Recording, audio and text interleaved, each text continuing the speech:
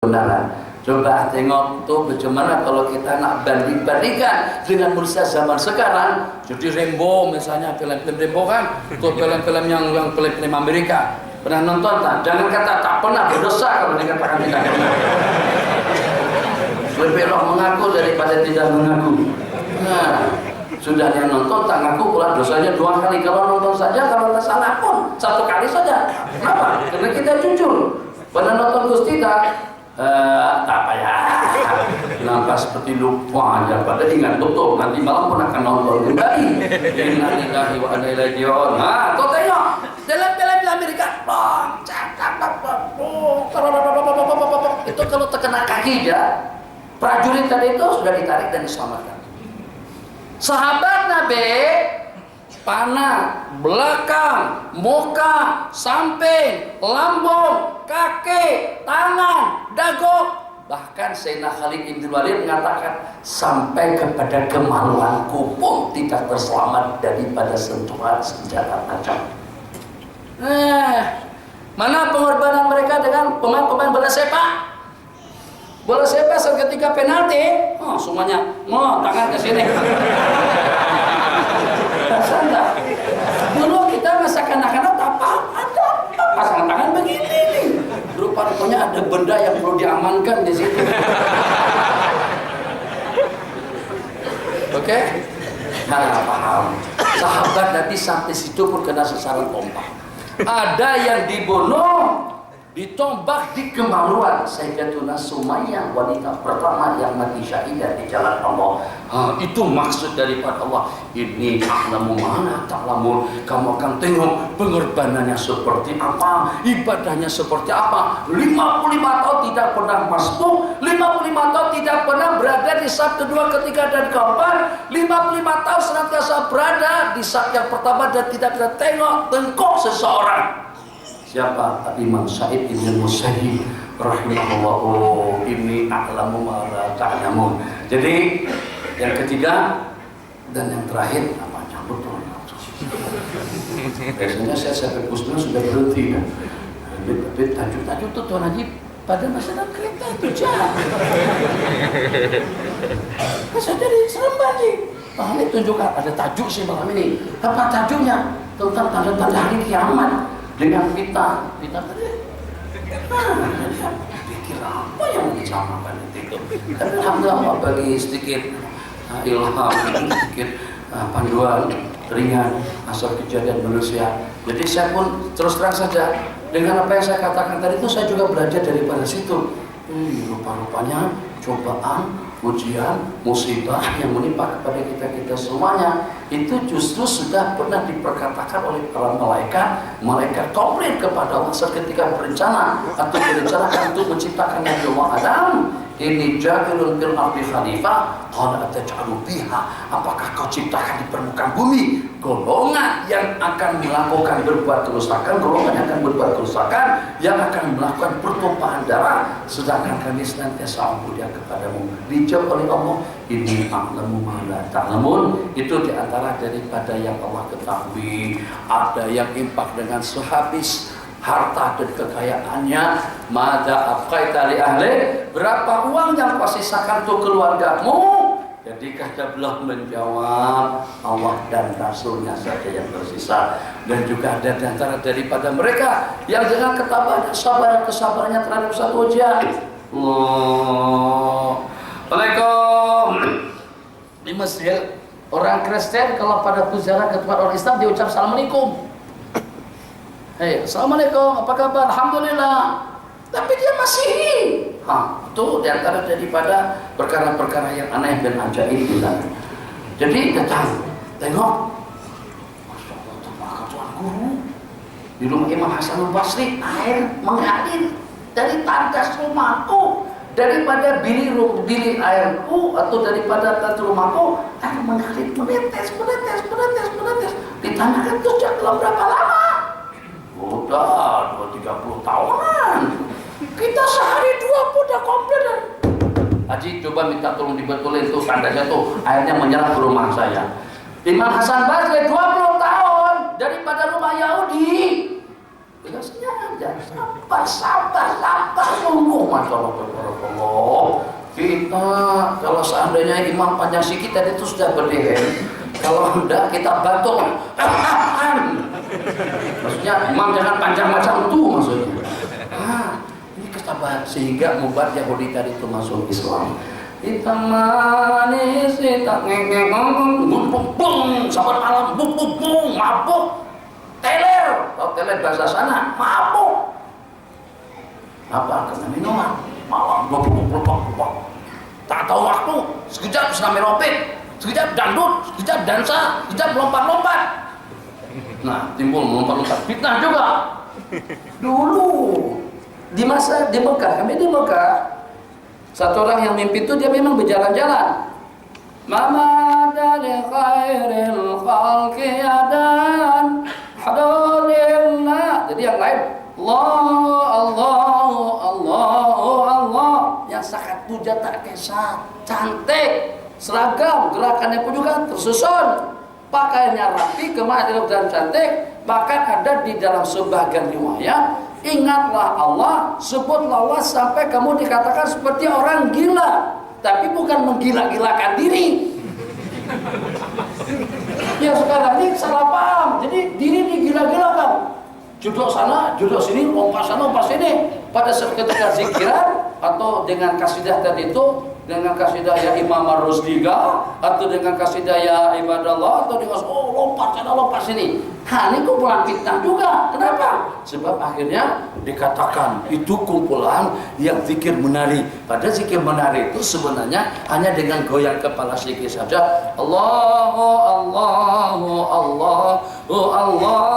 Allah itu ada masalah. Sahabat Nabi kita pun juga lenggang-lenggong pada waktu mereka berzikir mengingat Allah Subhanahu wa taala. Tapi alhamdulillah, sebagaimana saya katakan, kalau kita renung dan kalau kita amati segala cobaan, celaan dan cercaan daripada sesiapa saja, datang daripada mana saja dan kepada siapa saja, itu tidak luput daripada hikmah.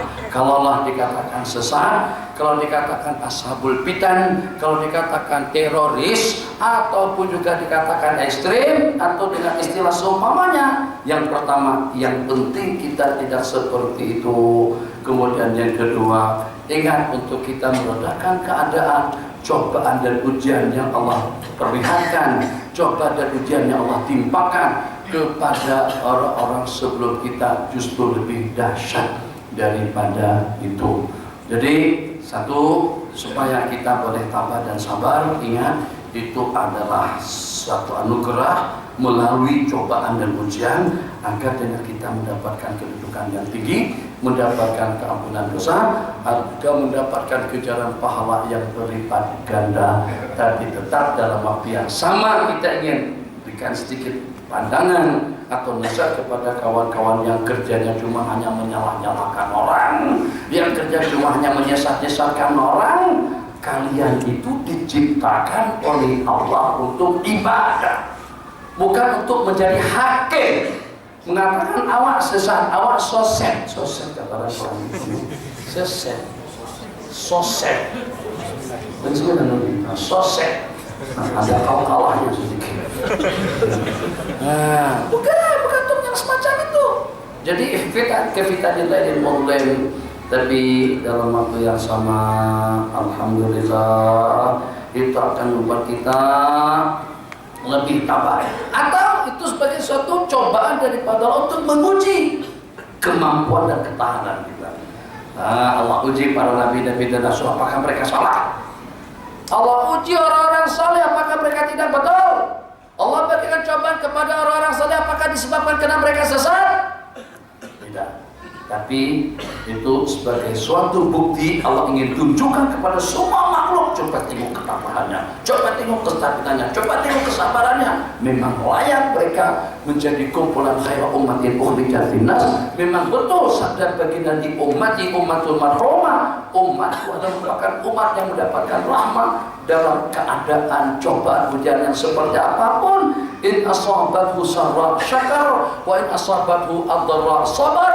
Kalau pada mereka mendapatkan kegembiraan, keuntungan, kesenangan, mereka syukur. Dan kalau pada mendapatkan cobaan, musibah dan ujian, mereka sabar. Fakana khairan lahum, maka dalam kedua keadaan itulah yang terbaik untuk mereka. Terakhir, Nabi kita bersabda dalam sebuah hadis, ini peringatan dan kita buktikan. Qala Rasulullah sallallahu alaihi wasallam, "La min ghairi dajjal atau li ghairi dajjal, la dajjalu." Banyak riwayat. La dajjalu akhafu alaikum. Bukan dajjal. Tadi salah satu daripada tanda hari kiamat yang 10 di antaranya masih dajjal. Bukan dajjal yang paling saya takutkan, yang paling saya khawatirkan kepada kalian, kepada umatku. Innama akhafu ala ummati al-a'immatal mudillin. Yang paling aku takutkan ke atas umatku itu adalah al-a'immah, jamak daripada imam, yang menyesatkan. Mereka tahu sebenarnya, takkan yang tamat dari Madinah, yang kuliahnya dapat lisans atau B daripada Madinah tak paham bahasa Arab tuh. Tapi kenapa cakap macam tuh? Takkan pada saat ketika menuduh kasidah ya Taibah tadi itu dikatakan berbau Syiah, takkan tidak tengok mereka yang cerita atau memang membagi buta, nak tuduh saja, tengok, baca dan pastikan.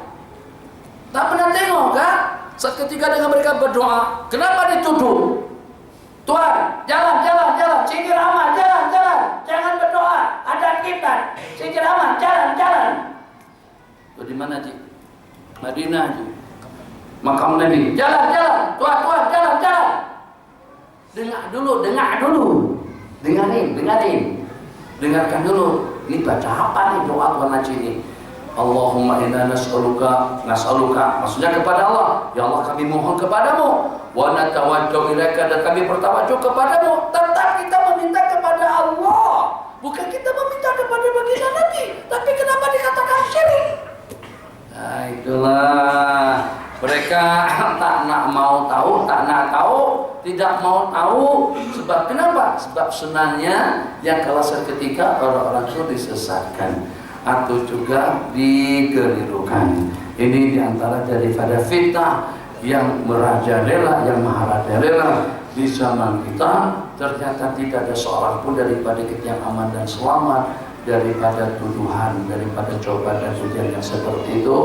Dan yang paling bahagia di kalangan kita yang tabah dan sabar cobaan dan ujian yang menimpa. Bagaimana agar dengan yang negatif tadi itu akan menjadi positif dan juga akan menjadi baik dan akan menjadi asbab hidayah dan pahala kepada kita. Kadang-kadang sumbernya daripada suami, kadang-kadang sumbernya daripada istri, kadang-kadang asbabnya daripada anak, kadang-kadang asbabnya daripada guru dan staf-staf kita. Nah, jadi dengan kita ambil satu panduan supaya kita dapat menyejukkan hati dan perasaan. Segala sesuatu yang berlaku itu sebenarnya memang aku yang ingin diperingatkan. Kemudian yang kedua, asbab musababnya itu memang daripada diri pribadi dan daripada ketaksiran aku sendiri. Kemudian yang ketiga, siapa atau dibalik daripada itu aku akan mendapatkan kemuliaan atau dengan husnul khitam, husnul khatimah, ataupun juga masuk surga diraih berhisab. Tapi asalkan kita ada pada jalan yang benar. Saya belum detik lagi, masih boleh sambung lagi. Tapi kena teringat tadi emosi, beritahu kita akan dijemput makan semuanya. Teringin mau tahu nanti kita akan makan apa di bawah itu. Jangan-jangan nasi kampung dengan nasi mandinya, atau dengan nasi uduk dan tayamumnya. Allah, pelik Tuan Haji. Jadi di kita saya perhatikan semalam tuh saya diserban. Subuh udah makan. Kemudian tengah hari makan. Asal makan lagi. Malam tadi makan 5 kali aja. Saya tunjukkan. Itu mati memang betul. Kita ini memang kaki makan sebenarnya, bukan kaki mengaji. Subuh udah selatan pagi. Oke? Tengah hari kami udah makan. Terus program siang. Tengah hari makan tempat Ustaz Fadil. Petang lepas pengajian petang nih, makan lagi nasi bukhari nih. Memang susah tuh ditolak. Dia yang nak. Jadi cobaannya cukup mencabar. Ayam bakar, nasinya nasi mandi yang panjang-panjang tuh, campur merah dan kuningnya. Hai, dia bilang hai. Lepas itu ceramah malam makan lagi. Saya katakan kan, Jas nanti kita makan ikan bakar dengan ketam. Mana pada suatu restoran kamu kita terbuka di sana. Makan 5 kali, dimakan ya Allah ini. Tadi siang makan ini terasa seperti susah untuk bernapas. Jadi Nabi kita kata sepertikan untuk makanan, sepertikan untuk minuman, sepertikan untuk bernapas. Yang ketiga pertiganya untuk makanan. Untuk air, dia air menyerap-nyerap di dalam makanan. Untuk napas, mati pun tak kisah sudah. Subhanallah wa bihamdika asyhadu an la ilaha illa anta astaghfiruka wa atubu ilaik. 10 menit kalau ada sekarang soal, kita biasa ada soal. Kalau ada, silakan. Ya. Bagaimana kita nak menjadikan ujian sebagai satu nikmat, Ustaz? Bagaimana agar dengan kita dapat menjadikan ujian sebagai suatu nikmat? Tuan Haji, mungkinkah sesuatu itu berlaku dengan sesiapa saja tanpa ketentuan takdir dan kehendak daripada Allah? Jawabannya mustahil, tidak akan mungkin. Jadi diantara daripada manaqib Habib Abu Bakar Al-Habsyi, penulis Maulid Samtud Durar, itu kalau pada saat orang lagi sedih atau juga kecewa ataupun juga berduka cita, belum nampak kelihatan ceria dan senyum. Imam Fadhail bin Iyad pada saat kematian anak senyum dan ketawa, orang pun juga terasa pelik. Sepatutnya pada waktu kematian anak, ketika musibah itu kita menangis, tapi juga terasa sedih dan duka. Jadi kata beliau, kamu tahu rahasianya? Kenapa aku senyum? Kenapa aku ketawa? Atau kenapa kelihatan ceria? Sebab aku merestui, meridhai apa yang Allah kehendaki. Kalau kita boleh macam itu memang jadinya musibah. Jadi kalau kita tendang pun kereta mogok nih, takkan bagus juga nih motor nih. Jadi kita subuh keburu-buru, mesti sudah kamat dah. Allahu Akbar, la ilaha illallah. Motor kita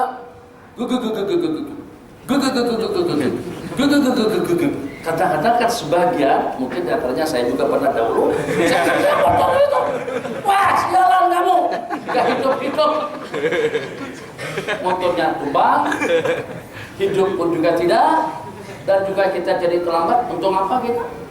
Tak dapat apa-apanya, justru motor jadi menderita. Nah, karena masalah pancit, kita tendang pancitnya, kita sumpah, tak dapat apa-apa. Tapi kalau pada waktu kita restu dan Allah, ini sebagai satu cobaan, sebagai satu peringatan kepada saya, supaya lebih berjaga-jaga, lebih berhati-hati, dan katakan saja, ini datangnya daripada Allah yang Maha Pengasih, Maha Hakim bijaksana, dan juga Maha Mengetahui. Allah tidak pernah bertugas untuk menyengsarakan dan menyusahkan kita. Kalau ada yang kelihatannya seperti musibah, itu tidak lebih daripada untuk kebaikan kita. Tapi kalau kita tidak memahami seperti itu yang membuat kita kadang-kadang jadi stres, seminggu tak keluar rumah. Kematian istri, meninggal, nangis. Satu malam tak tidur, makan tak lalu, itu tadinya, akhirnya kesan sedih dan duka cita tadi itu kepada kesehatan dia sendiri. Tapi tidaklah sampai kepada tak begitu istri meninggal terus berkenduri, masya Allah, alhamdulillah, akhirnya tidak.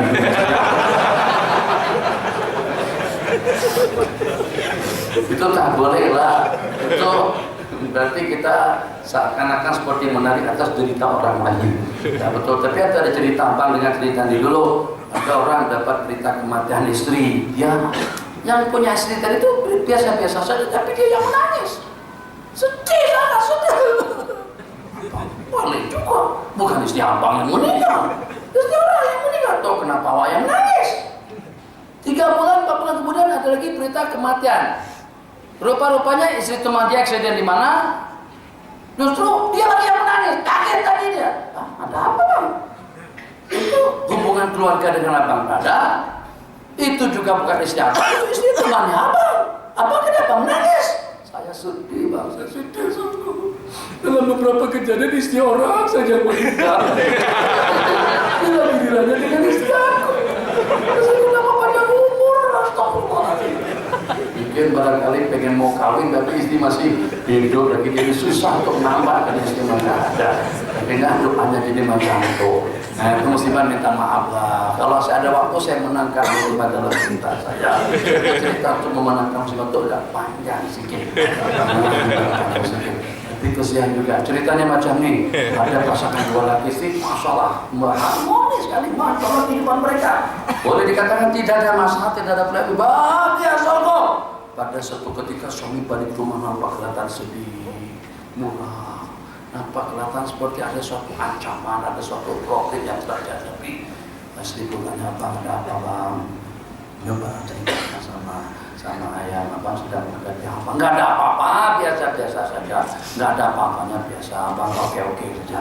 Tapi abang kelihatan pucat dan begitu dan tidak lalu makan. Malam kemarin saya katakan abang nggak tidur. Kemudian siang tadi itu abang sepanjang hari nggak makan. Sudah 2 hari abang nggak makan. Ada apa-apa? Mungkin saya bisa bantu. Saya boleh bantu. Enggak, saya tak sampai hati demi cinta kita, demi cintaku kepada awak, kepada ayah. Saya tak boleh ceritakan tentang problem yang saya hadapi. Biar aku yang menderita, biar aku yang merana, biar aku yang sengsara. Yang penting cinta kita tetap terjalin dengan baik. Yang penting aku tidak pernah mengecewakan dan menyedihkan kamu. Masuk hari ketiga dan keempat, sang suami sudah hampir mati, Pak. Tinggal menghembuskan napas yang terakhir. Sudah dalam keadaan kritis, betul, kritikal betul. Napas tersekat-sekat. Maka istri untuk kali terakhir menanyakan, bang ada apa bang? Good laku saya boleh buat, boleh bantu abang kena jujur. Abang tolong ceritakan yang sebenarnya apa sampai membuat abang jadi begini. Abang berbagi. Minta maaf ya. Ini kalau bukan kita satu paksaan, abang tidak akan cerita, tidak akan luahkan apa yang sedang abang hadapi sekarang ini. Semalam abang dipaksakan sama tuanku, kata abang kalau awak tak mau nikah dengan anakku, awak akan aku bunuh. Jadi karena itu saya tidak ingin mengecewakan kamu, tidak mau memadukan kamu. Jadi kata istri, kalau macam itu ceritanya, maka saya ingin memberikan luahan perasaan saya kepada abang. Lebih elok abang dibunuh sama tuanku dengan abang pada muka. Jadi yang 3 kali barang ditamakan dari itu gagal, tak berhasil. Sendiwalanya tidak dapatkan, ditunggu-tunggu. Oke lah, bagaimana macam itu, abang kalau nak kawin saja lah dengan anakku. Rupanya bukan begitu, bang. Lebih ridho abang dibunuh sama tuanku daripada abang memadukan aku. Itu musibah, nangis, enggak, seronok, alhamdulillah. Kenapa? Anggap juga sebagai suatu nikmat. Kenapa? Sebab Allah nak uji kita, yang dengan harapan kita rupa-rupanya justru orang yang paling dekat dengan kita, yang mampu untuk mendekat harapan dan keinginan. Semuanya bagus. Jadi kalau tak dapat apa-apa pun daripada pengajian kita malam hari ini, kalau kita boleh bertanggapan positif, senantiasa husnuzan dengan Allah Jalla wa'ala. Apa yang Allah coba timpakan, ujikan kepada kita, kita dengan keyakinan yang kental, itulah yang terbaik. Ada lagi satu terakhir? Ya. Saya nak tanya, jika seseorang itu kena fitnah, soalannya, adakah dia berlapang dada? Adakah dia muhasabah diri? Adakah dia lawan? Adakah dia diam? Dan apa jawapan pada Ustaz? Oke, makasih. Jadi keempat jawaban tadi itu berlapang dada, berdiam diri, kita lawan, kita buat aksi yang sesuai dengan fitnah yang semacam itu tertakluk kepada keadaan. Jadi kalau saat yang paling berkesan yang seketika dengan kita dapat memuhasabah diri, kita bermuhasabah. Kalau saat yang lebih berkesan itu dengan mendiamkan diri. Sebab kalau kita tanggapi, takut kita akan semakin melebar, akan semakin besar. Kita tahu benda itu tidak betul, tapi kalau kita komen, mungkin aman dari itu saja. Misalnya, atau juga kalau pada saat ketika kita beraksi dengan kekerasan, justru bukan membuat kepada kesejahteraan, bukan membuat kepada keamanan, membuat benda akan semakin rumit, akan semakin masalah. Maka lebih baik dengan kita bersabar diri. Tapi ada anak-anak buat siwak, gruk, soalnya orang ramai. Jadi kata Syekh Ghazali, bang, dah betul lah bang, siwak keluaran banyak begini. Syekh, Siwak itu sunnah. Ini fitnah, ini cabaran. Ini anak tidak patut bercakap dengan itu guru dia kalau orang ramai mengatakan siwak itu sunnah. Memang hakikatnya sunnah. Akhirnya Syekh Muhammad Ghazali tadi itu senyum saja. Tak lama kemudian beliau isyarat tangan ke ketiak. Kata beliau, mencabut bulu ketiak pun sunnah juga. Tapi kalau bukan pada tempatnya jelas itu tidak bagus. Nah, jadi di situ tanggapannya secara spontan. Atau juga seperti di Medan. Orang gak cantik ya Tuan Haji. Tadi dia kaki minuman, kaki kasbar, kaki arak, kaki whisky, kaki brandy, champagne.